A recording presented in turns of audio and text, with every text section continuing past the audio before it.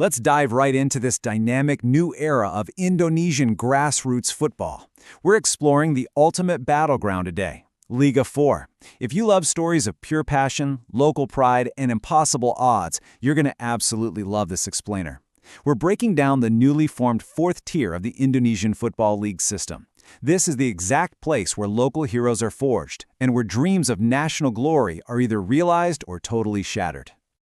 Just wrap your head around the sheer magnitude of what's happening across the country right now. Seriously, we are talking about 38 provinces, thousands, literally thousands of local amateur clubs lacing up their boots, representing every single corner of the archipelago. From bustling city pitches to quiet rural fields, there's an absolute army of teams stepping up to the starting line. And get this, there are basically no limits on the number of participants at the local level. So it's just a massive, sprawling, nationwide battle royale. But with so many teams and, so much ground to cover, it really all boils down to one fundamental question. How do you reach the top tier?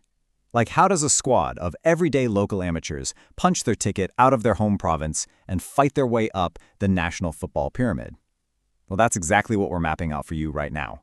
We're going to track this entire gauntlet step by step so you can see exactly what it takes to survive. Section 1. New Era of Football. To really get the stakes of this journey, we first got to understand exactly where Liga 4 sits in the newly restructured national pyramid. The Indonesian football landscape just underwent this major tectonic shift, totally changing the pathway for grassroots clubs. PSSI, the National Football Association, renamed Liga 3 to Liga Nusantara, elevating it to a semi-professional competition operated by the I-League. And that structural change birthed Liga 4 in 2024. It cemented it as the fourth tier, but actually, more importantly, it made it the country's sole, 100% purely amateur stage. This is the bedrock. No professional contracts here, just raw ambition and a massive hunger to climb up to that semi-pro level. Section 2. Inaugural Season Format. So how exactly does a team escape these amateur ranks? Well, the journey is broken down into two very distinct, very punishing phases, the provincial phase and the national phase. To ground this, we've got a great quote from Isla Taufik Effendi, an executive from the South Sumatra Provincial Association. He points out that the fierce local battles, those provincial rounds, kick off in December 2024 and rage all the way until March 2025. Only after the dust finally settles there does the Central PSSI take over for the national round, which is this incredibly tight, high-pressure sprint running from April 15th to May 30th, 2025. It really paints a picture of the grueling timeline an underdog team has to survive. I mean, you don't just win a couple of games and suddenly become a champion. No way. You have to endure a 4-month grind through your home province, constantly fighting off your local rivals, just to earn the right to travel and compete in that intense 6-week national tournament in the spring. It is, without a doubt, an absolute marathon of endurance. The absolutely crucial point here is that unlimited amateur clubs from all 38 different provinces are clashing simultaneously. And because the number of clubs varies so wildly from province to province, the local format isn't uniform at all. Each provincial association actually tailors its own local league structure. But hey, the end goal is exactly the same for everyone. Grab one of those highly coveted, strictly limited slots allocated for the national phase. Section 3. Breaking the National Peak. This brings us to the most brutal and, frankly, the most exciting part of the entire journey.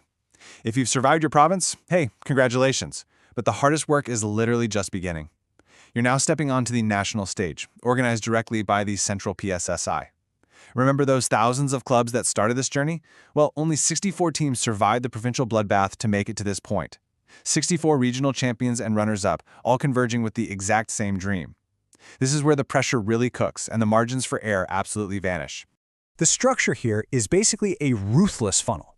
Stage 1 takes those 64 teams and divides them into 16 groups of 4, playing in a home tournament format. The top 2 advance. Then, boom! Suddenly you're at Stage 2 with 32 teams, divided into 8 groups. Again, only the winners and runners-up survive. The competition pool is just constantly halving, from 64 down to 32, down to 16, and eventually down to just 8. It's a relentless filter designed to find only the absolute best of the best. I actually want to pause specifically on Stage 3 for a second. This is the round of 16, divided into 4 groups. This right here is the ultimate do-or-die moment. The tension in this specific stage is completely unmatched, because if you finish in the top 2 of your group here, you don't just advance to Stage 4, you secure the ultimate goal, Surviving Stage 3 literally guarantees your promotion out of the amateur ranks. Think about that. Out of the thousands and thousands of clubs that started, only 8 magical teams secure the ultimate prize. Those final 8 are the ones who officially earn their promotion up to the semi-professional Liga Nusantara for the upcoming 2025 to 2026 season. It is an incredibly exclusive club to break into. And just to prove this impossible climb really can be achieved, you just have to look at the results from the inaugural season.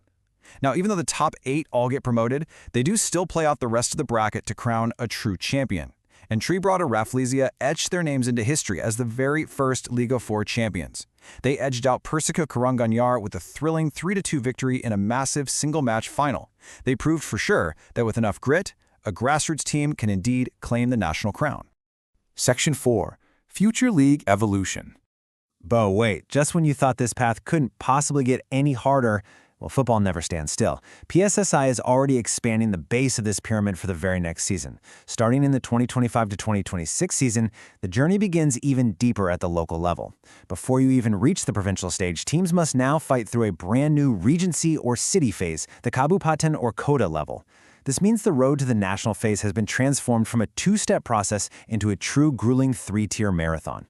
The gauntlet just got longer.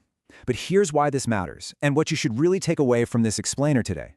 While adding a Regency and City phase makes the journey longer and, honestly, physically more demanding, it actively opens the door for even more grassroots underdogs. It ensures that no matter how small your town is, or no matter how hyperlocal your club is, there is an official, structured pathway leading directly from your neighborhood pitch all the way to the national spotlight. And that leaves us with one final thrilling question. Who will rise from the deepest grassroots to claim the crown next season? With thousands of amateur players currently battling it out in their local cities and provinces, the next Brata Rafflesia is out there right now, fighting for their shot at Liga Nusantara. It's a fantastic reminder of why we absolutely love the beautiful game. Thanks for joining me on this deep dive into the incredible structure of Liga 4. Keep your eyes on the grassroots.